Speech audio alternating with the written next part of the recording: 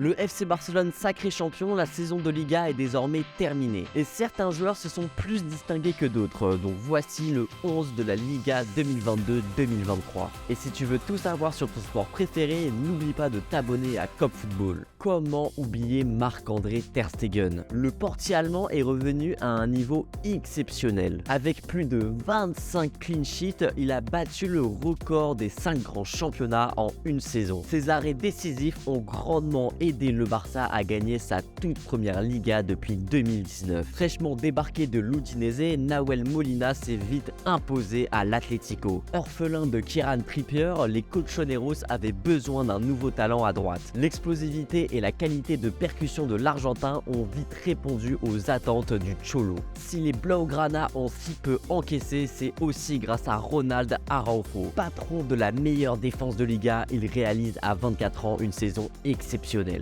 Très puissant physiquement et avec une mentalité impeccable, il a dégoûté les attaquants de Liga. La charnière du Barça ne serait rien sans Andreas Christensen. Arrivé en fin de contrat de Chelsea, il s'est révélé comme l'une des meilleures recrues du mercato. Ses interventions rassurantes et sa qualité de relance ont grandement contribué au succès des Catalans. Alejandro Balde, c'est la révélation du championnat. À seulement 19 ans, il s'est imposé sur le côté gauche du Barça à la place du vétéran Jordi Alba. L'Espagnol est l'un des joueurs les plus dangereux de l'équipe de Xavi. Explosif et percutant, il aura animé à lui tout seul le côté gauche catalan. On ne pouvait pas faire ce 11 sans joueur de la Real Sociedad et surtout sans Mikel Merino. Il est présent depuis plusieurs années dans cette équipe d'Imanol Alguacil qui nous divertit depuis 5 ans maintenant. Il est le véritable maître à jouer de cette équipe, c'est lui qui dicte le rythme de la rencontre. Federico Valverde a encore impressionné en 2022-2023. Du milieu de terrain ou sur le côté droit, sa grosse puissance de frappe lui a permis d'inscrire quelques golassos. Fede sait tout faire et s'adapte à tous les rôles. Bref, son volume de jeu et ses capacités athlétiques impressionnent toujours autant à Madrid. Longtemps considéré comme un espoir déchu, Takefusa Kubo a enfin trouvé sa classe. Il a aussi trouvé en Imanol Alguacil un entraîneur qui le bonifiait. Sa vision, sa capacité d'élimination et son jeu entre les lignes l'ont rendu essentiel dans l'animation offensive des Basques. Meilleur passeur du championnat, Antoine Griezmann a retrouvé toutes ses qualités.